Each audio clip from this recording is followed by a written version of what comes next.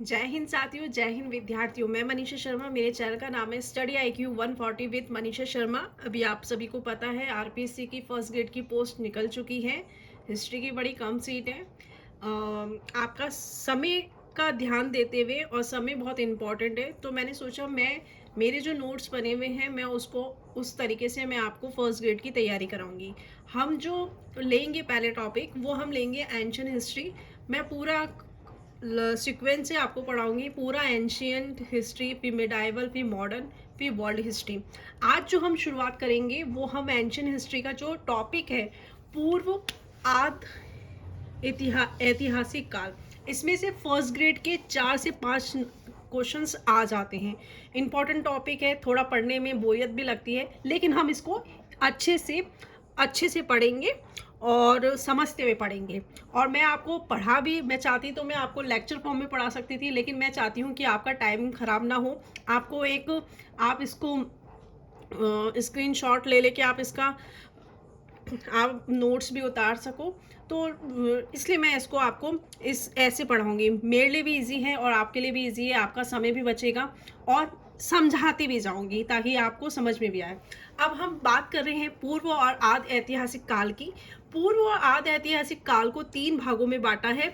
Pre history पूर्व प्राकृतिक इतिहास, प्रोटो हिस्ट्री आदि इतिहास, और ऐतिहासिक काल। अब प्री हिस्ट्री का जो टाइम है वो 25 लाख से 3000 ईसा पूर्व है। प्री हिस्ट्री किसे कहते हैं? इतिहास का वह काल जिसकी जानकारी हेतु हमें केवल पुरातात्विक स्रोतों पर निर्भर थे। मतलब इसमें ये कहा है पुरातात्विक स्रोतों पर ही निर्भर थे। इसमें हमको ना तो लिपि का ज्ञान था, ना पढ़ना आता था, ना लिखना आता था। सिर्फ पूरा जो हमें खुदाई में मिले हैं उन्हीं स्रोतों से हमने इस इतिहास को जानने की कोशिश करी है। इस काल में मानव को लिखना नहीं आता था, लिपि का भी कोई जानकारी नहीं थी। जैसे पाषाण क्या होता है? पत्थर, लिथिक एज कहते हैं। ये क्या है? 25 लाख से 3000 ईसा पूर्व। प्रोटो हिस्ट्री 3000 से 6000 BC। ठीक है, इतिहास का वह काल जिसमें मानव को लिपि की जानकारी थी, लिखा भी था मगर उस लिपि को पढ़ नहीं पाए। मतलब इतिहास का वह काल जिसमें मानव को लिपि की जानकारी भी थी, लिखा भी था, मगर लिख भी लिया लेकिन जो लिखा हुआ था उसको वो पढ़ नहीं पाए। इस कारण हम इसकी जानकारी हेतु पुरातात्विक स्रोतों पर निर्भर है। ये भी पुरातात्विक स्रोतों पर है, जैसे सिंधु घाटी सभ्यता। सिंधु घाटी में हम देखेंगे कि हमने खुदाई में जो मिले हैं मोहनजोदड़ो से, हड़प्पा से, और योगी की मूर्ति मिली है, लिपि भी लिखी हुई है ना, लेकिन हम उसको पढ़ने में सफल नहीं हुए हैं। तो ये क्या है? आद ऐतिहासिक 3000 से 600 BC। ठीक है, ऐतिहासिक काल 600 से वर्तमान तक। इतिहास का वह कालखंड जिसकी जानकारी हमें पुरातात्विक और साहित्यिक, ऐतिहासिक दोनों प्रकार के स्रोतों से प्राप्त होती है। अब साहित्यिक आ गया, ऐतिहासिक आ गया, मतलब ये कौन सा काल हो गया? जहां मानव ने लिखा भी है और पढ़ा भी है, और साथ में जो पुरातात्विक स्रोत है उनको देख के वो समझ पाया, पढ़ पाया। तो वो काल कौन सा है? हिस्ट्री, ऐतिहासिक काल। अब आगे हम बढ़ेंगे।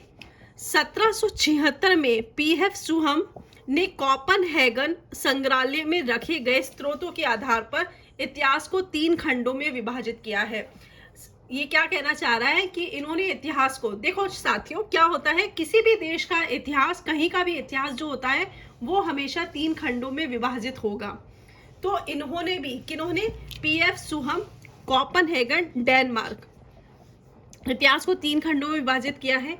पाषाण काल, स्टोन एज या लिथिक एज, कांस्य काल, तांबा प्लस टीन, ब्रॉन्ज पीरियड्स, लोह काल, आयरन एज, त्रिकाल प्रणाली कहते हैं। 1836 में, मतलब इनकी बातों का समर्थन किसने किया है? इनकी बातों का समर्थन आपके क्रिश्चियन थॉमसन ने भी इस मत को स्वीकार किया है।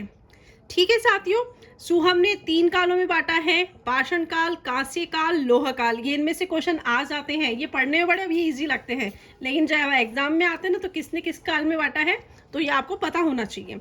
लुबार्क ने दो काल में बांटा है। एक तो पुरापाषाण काल में बांटा है, दूसरा है निम्न पाषाण काल में बांटा है। भारत का पाषाण काल, अब साथियों हम देखेंगे भारत का जो पाषाण काल है उसको भी 3 भागों में बांटा है। पूरा पाषाण काल, नव पाषाण काल। पूरा पाषाण काल को भी 3 भागों में बांटा है, निम्न पूरा पाषाण काल, मध्य पाषाण काल, उच्च पाषाण काल। पूरा पाषाण काल का जो पीरियड है 2 लाख से 10,000 वर्ष, पाषाण काल का है 10,000 से 6,000 बीसी, नव पाषाण काल का है 6,000 बीसी से 1,000 बीसी। ठीक है साथियों, इतना समझ में आया होगा आपको। इसमें टू द पॉइंट मैं आपको याद करवाने की कोशिश करूंगी, टू द पॉइंट आपको समझाने की कोशिश करूंगी। हिस्ट्री बहुत बड़ी होती है तो इसलिए मैंने सोचा आपको नोट्स फॉर्म में आपको समझाया जाए। अब है भारत के पाषाण काल की खोज में विभिन्न विद्वान हुआ है। अब देखो आपको इसमें जो सन देखने को मिलेंगे वो सन देखने को मिलेंगे जब भारत आज़ाद नहीं हुआ था, उस समय अंग्रेजों की गुलामी में भारत था। तो देखना डॉक्टर प्राइमरोज आए। अब देखो 1842 अंग्रेजों का शासन था। जाहिर सी बात है जब भारत में अंग्रेज लोग रहते थे तो अंग्रेज लोग बारी बारी से आए, चलो ठीक है भारत एक रिसर्च का सेंटर बना हुआ है, यहाँ पर भी देख लेते खुदाई में कुछ मिल रहा है या नहीं मिल रहा है। तो डॉक्टर प्राइमरोज आए। वर्ष 1842 में कर्नाटक के रायचूर जिले के लिंगसंग स्थान पर एक पॉलिश पार्ट चाकू बाणा खोजा गया। प्रथम साक्ष्य है, आपसे पूछे कि भारत का प्रथम साक्ष्य कौन सा है, तो कर्नाटक के रायचूर जिले के लिंगसुंगुर स्थान पर पॉलिश पार्ट चाकू तथा बाणा खोजा गया है।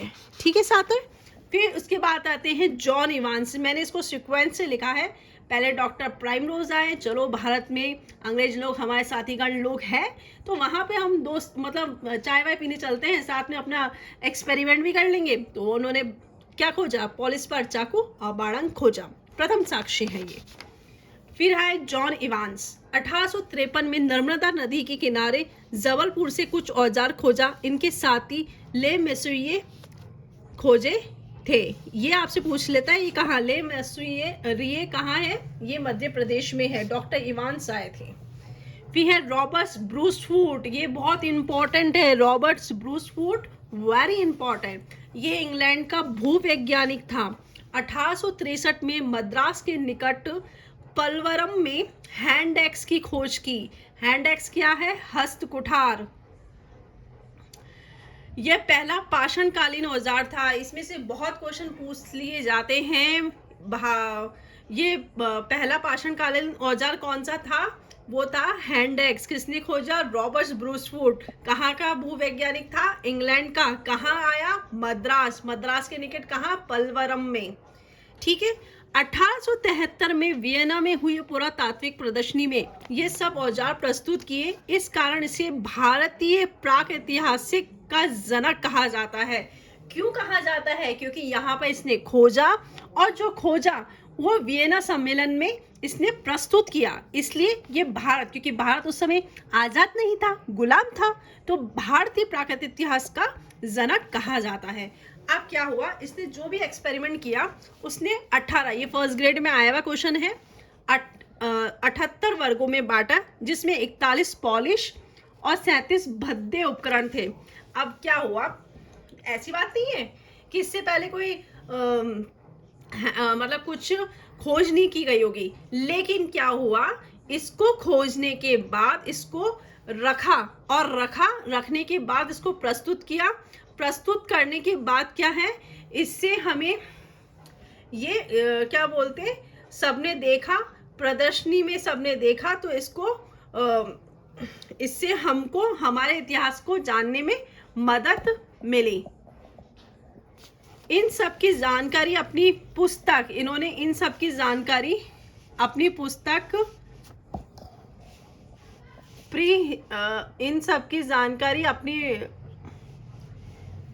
Pre of proto history in activities of India में उल्लेख किया।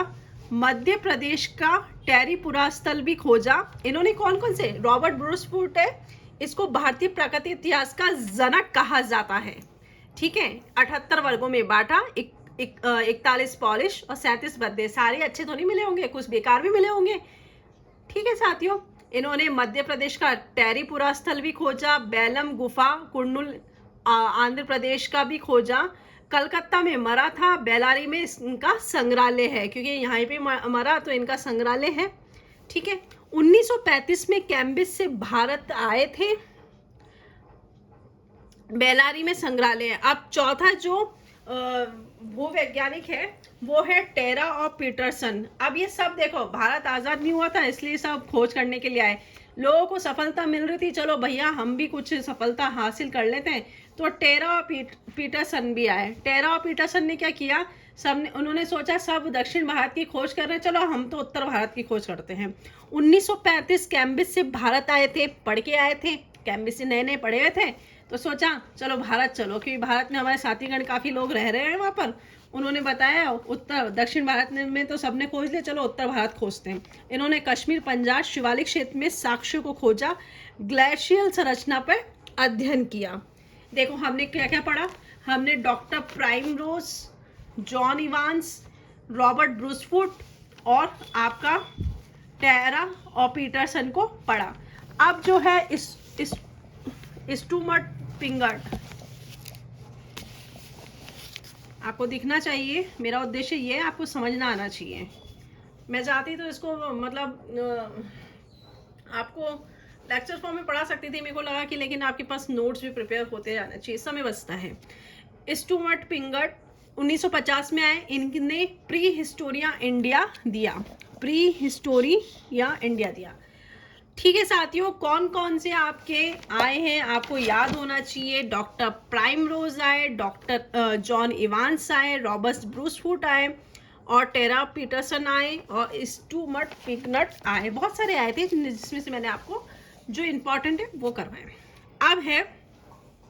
अब भारत का प्रागैतिहासिक काल पढ़ेंगे। भारत का पाषाण काल, आपको पता है भारत का जो पाषाण काल है वो 3 भागों में बांटा है, पूरा पाषाण काल और नव पाषाण काल। पूरा पाषाण काल 2 लाख से 10,000 वर्ष, पाषाण काल 10,000 से 6,000 बीसी और नव पाषाण काल आपका 6,000 बीसी से 1,000 बीसी। अब पूरा पाषाण काल को भी 3 भागों में बांटा है, निम्न पूरा पाषाण काल, मध्य पाषाण काल, उच्च पाषाण काल। ये वेरी इंपॉर्टेंट टॉपिक है, इसमें से क्वेश्चन पूछ लिए जाते हैं।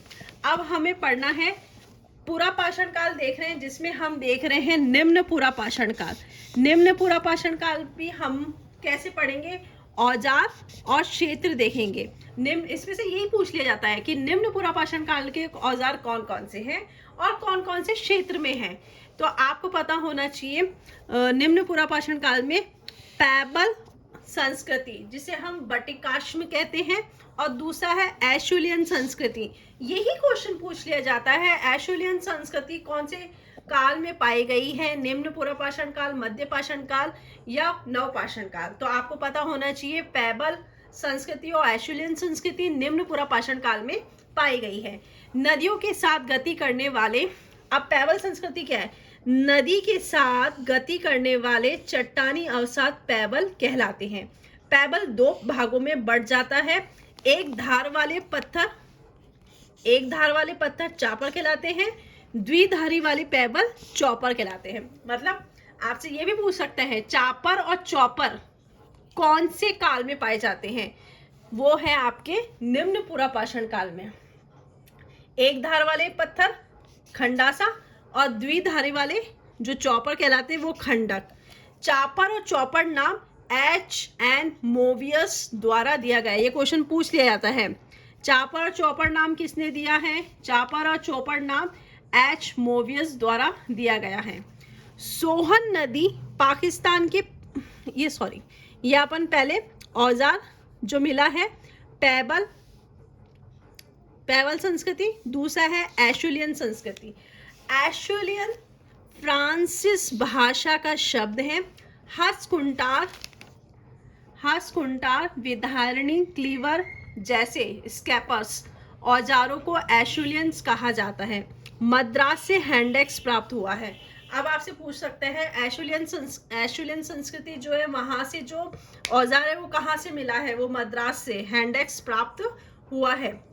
1864 में के अंदर मदुरे वदमपुरे व अतिपक्वरम से किंग महोदय ने एशुलियम खोजे। ये इंपॉर्टेंट है, कहाँ से ऐशुलियन खोजे और किसने खोजे? किंग महोदय ने। कहाँ का? मदुरै, वदमपुरे और अतिपक्वरम से किंग महोदय ने ऐशुलियन खोजे। अब देखो इसमें इंपॉर्टेंट क्या था? इसमें इंपॉर्टेंट ये था, निम्न पूरा पाषाण काल के औजार कौन कौन से हैं? पैबल और ऐशुलियन। पैबल को भी दो भागों में बांटा है, एक धारी वाले आपके खंडासा, दो धारी वाले आपके खंडक। और ऐशुलियन जो है वो आपके किंग महोदय ने खोजा है। वो कहाँ से? मदुरै, मदुरै अतिपक्वरम ऐशुलियन खोजे हैं। ठीक है, एक तरह का हैंड एक्स है ये।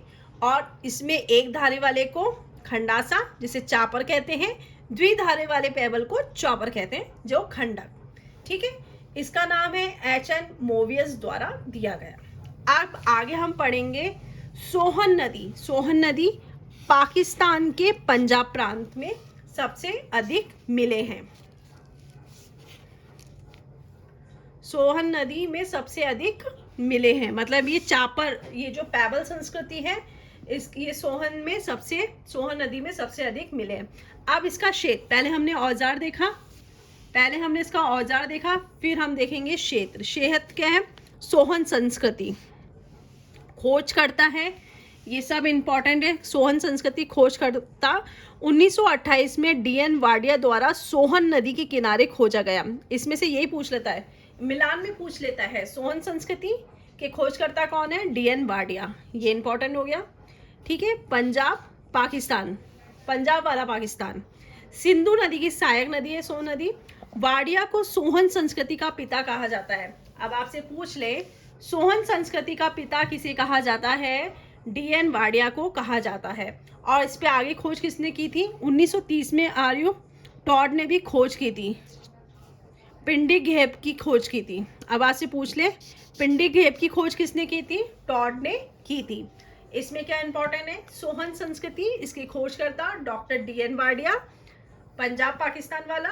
वाडिया को सोहन संस्कृति का पिता कहा जाता है। ठीक है साथियों, आगे हम देखेंगे टेरा पीटरसन ने भी, मतलब आपसे बोल लें, इसमें क्वेश्चन ये बन सकता है कि सोहन संस्कृति के मतलब सोहन संस्कृति का खोजकर्ता कौन कौन है? डी.एन. वाडिया तो आपको पता ही है, डी.एन. वाडिया हो गया, टॉड हो गया। देखो वाडिया आ गया, टॉड आ गया, पीटरसन आ गया, मतलब कौन कौन वैज्ञानिकों ने इसकी खोज की थी? तो इसमें टेरा पीटरसन ने भी खोज की थी। टेरा पीटरसन ने भी इसकी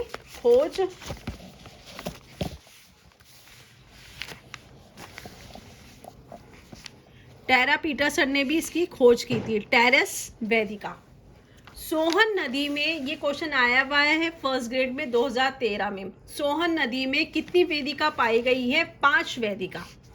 वेदिका क्या होती है? जैसे मान लो ये पहाड़ है, यहाँ से ये निकल रही है, तो ये वेदिका है। तो प्रथम वेदिका, प्राचीनतम वेदिका। प्रथम वेदिका, सोहन नदी में कितनी वेदिका प्राप्त हुई है? वेदिका यानी टेरेस, ऊपर से पहाड़ों से निकलती ना शाखाएं, तो वो क्या है? वेदिका है।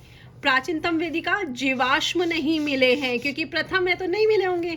पैबुल उपकरण प्राप्त हुए हैं। पैबुल आपने पता था औजार, पैबुल या पैबल संस्कृति या ऐशुलियन संस्कृति, मतलब निम्न पूरा पाषाण काल।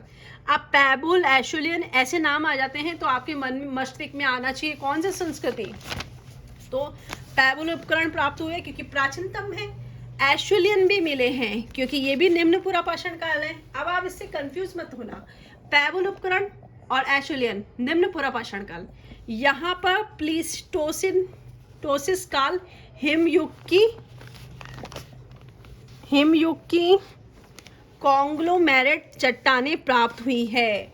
अब आपसे क्वेश्चन पूछ ले, कॉन्ग्लोमेरेट चट्टानें कौन से काल की है? तो आपके दिमाग में आना चाहिए सोहन नदी। सोहन नदी से 5 वेदिका, 5 वेदिका से भी प्रथम वेदिका, और प्रथम वेदिका से भी इसमें कॉन्ग्लोमेरेट, जहाँ पे हमको पैबल संस्कृति भी मिली है और ऐशुलियन संस्कृति भी मिली है। इसके उपकरण प्राक आरंभिक सोहन से प्राप्त हुए, मतलब प्रथम वेदिका है ना। ठीक है साथियों, मैं समझती हूँ आपको अच्छे से समझ में आ रहा होगा और आप ये नोट्स बना भी सकते हैं, इसलिए मैं आपको नोट्स फॉर्म में पढ़ाने की कोशिश कर रही हूँ, समझाने की कोशिश कर रही हूँ, क्योंकि आरपीएससी का फर्स्ट ग्रेड की पोस्ट निकल चुकी हैं। मैं नहीं चाहती हूँ कि आपका समय खराब हो, समय आपका बहुत ही कीमती है। तो प्रथम वेदिका, प्राचीनतम वेदिका, आप देखो जाहिर सी बात है, पहली मिली है, पहाड़ों से निकली है, मैंने बताया ना पहाड़ों से निकल रही है, टेरेस ऊपर से निकल रही है, टेरेस बोला इसको।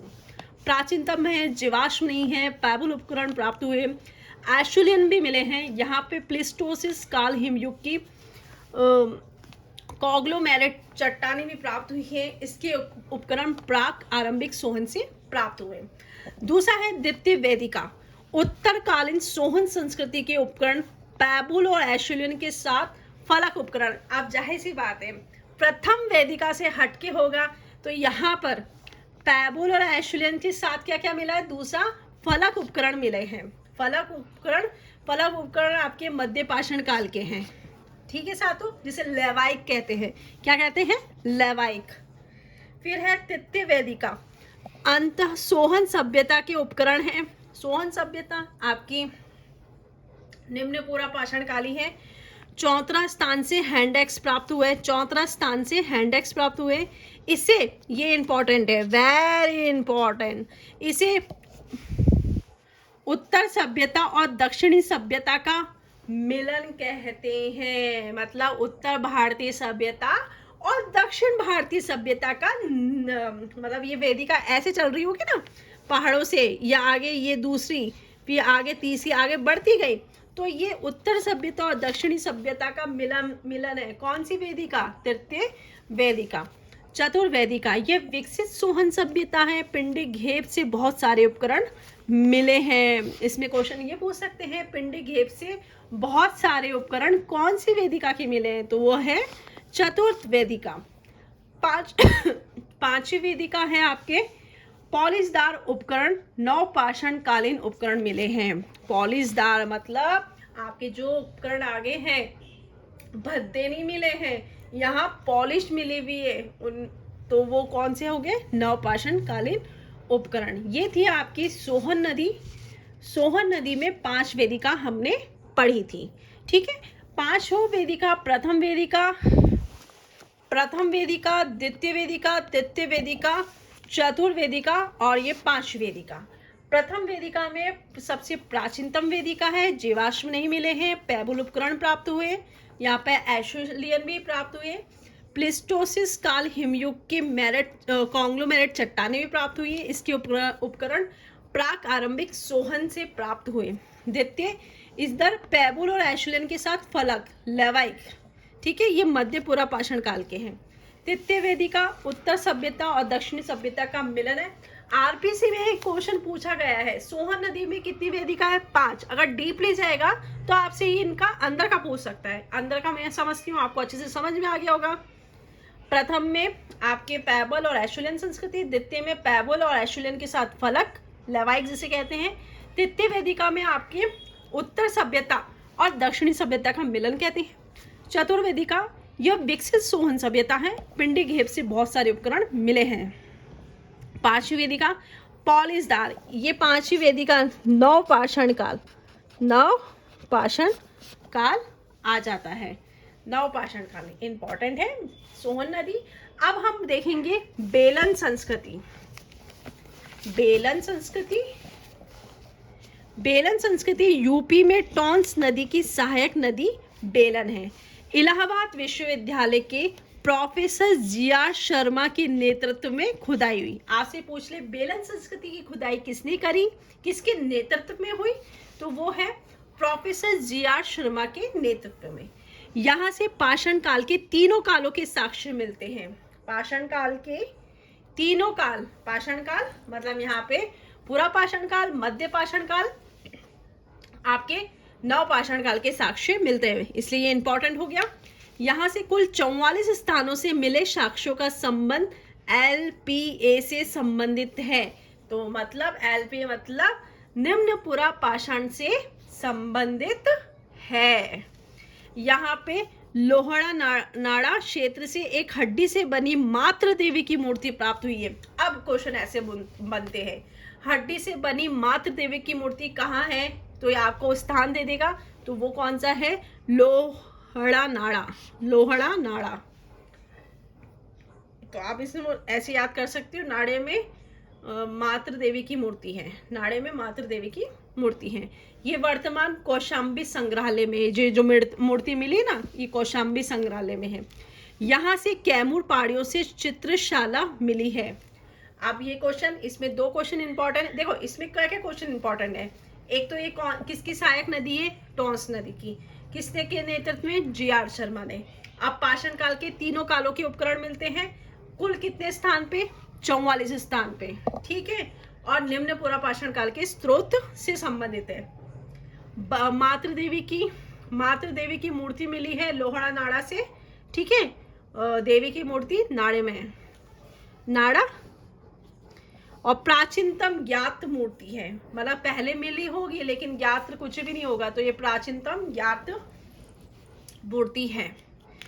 यहाँ से कैमूर पहाड़ियों से चित्रशाला मिली है। इसमें ये इंपॉर्टेंट है, सब इंपॉर्टेंट है, मैंने बहुत ही शॉर्ट में अच्छे से जो इंपॉर्टेंट है परीक्षा की दृष्टि से वो मैंने नोट किया है। नम्रता घाटी क्षेत्र, इसका खोज उत्खनन किया है अरुण सोनकिया ने। किसने किया है, ये क्वेश्चन बहुत बार पूछ लिया जाता है। होशंगाबाद में नम्रता घाटी के हथनोरा गांव में हुआ है।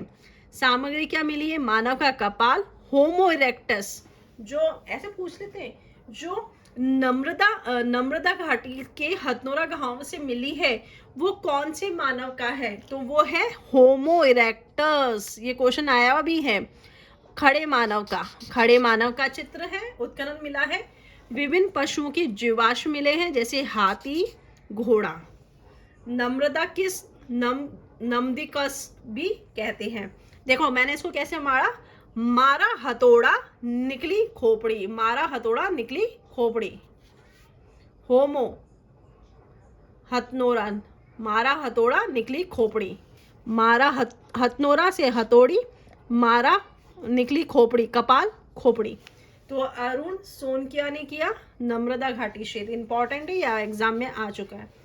अन्य क्षेत्र है राजस्थान के नागौर, डिडवाना, जायल, सिंगी तालाब, अमरपुरा, चित्तौड़ से, सोनित, अजमेर, जोधपुर से साक्ष्य मिले हैं। ये कहाँ के हैं, निम्न पूरा पाषाण काल के हैं।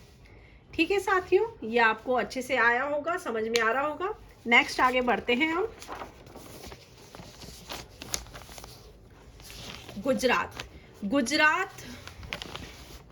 गुजरात साबरमती, हिरण घाटी, महाराष्ट्र। ये आपको सिर्फ पता होना चाहिए अभी, ठीक है, पूछ लेते हैं। एक लेवल आगे बढ़े तो पूछ लेंगे, अगर आपकी किस्मत खराब हुई तो पूछ ही लेंगे।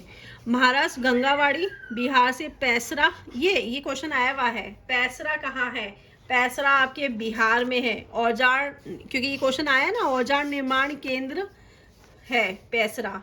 बंगाल मिदनापुर, वीरभूम। उड़ीसा मयूरभंज, ब्राह्मणी। असम घाटी। अब दूसरा है एशुलियन संस्कृति। पहले हमने बेलन और सोहन देखा, अब देख रहे हैं एशुलियन संस्कृति। ये ध्यान रखना, निम्न पूरा पाषाण काल के हैं, पैबल और एशुलियन निम्न पूरा पाषाण काल। ठीक है साथियों, एशुलियन संस्कृति मद्रास संस्कृति भी कहते हैं, हैंडेक्स संस्कृति भी कहते हैं, दक्षिण भारत संस्कृति भी कहते हैं, क्योंकि ये आपके कहाँ दक्षिण भारत से प्राप्त हुई है ना। दक्षिण भारत में कौन से आए थे, वो टेरा और पीटरसन आए थे ना।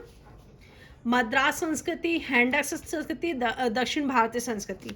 इसके प्रमुख स्थान निम्न हैं। बदमुद्रे कार्टेलियर नदी के किनारे हैं। बदमुद्रे आपकी तमिलनाडु में, कभी कभार जगह भी पूछ लेते हैं और राज्य पूछ लेते हैं मिलान में। खोज करता है ब्रूसफुट द्वारा उत्खनन किया है। कांग्लोमेरेट की हस्कुटार जो कि विकसित है।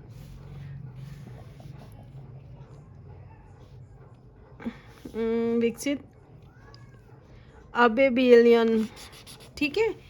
बदमुद्रे कहाँ पर है, कार्टलियर नदी के, ये तमिलनाडु में। इसके पूछ लेते हैं उत्खनन करता, मतलब एशुलियन संस्कृति, जिसे मद्रास संस्कृति, हैंडेक्स संस्कृति, दक्षिण भारत की संस्कृति भी कहते हैं। बदमुद्रे आपके कार्टलियर नदी के किनारे हैं, तमिलनाडु में। ब्रूसफुट खुद है। कांग्लोमेरेट की हस्कुटार विकसित। फिर है अति पक्वरम, ये भी तमिलनाडु में है, कार्टिलियन नदी में है और किंग महादेव द्वारा की गई इसकी खोज। 3 वेदिका मिली है यहाँ पर। अति पक्वरम से कितनी वेदिका मिली है? 3 वेदिका। पशु कौन से? घोड़ा और नीलगाय। इसका मतलब है घोड़े से परिचित थे कि जीवाश्म मिले हैं। पलवरम, गुड़ियम गुफा, ये कहाँ है? आपके एशुलियन संस्कृति के स्थान है।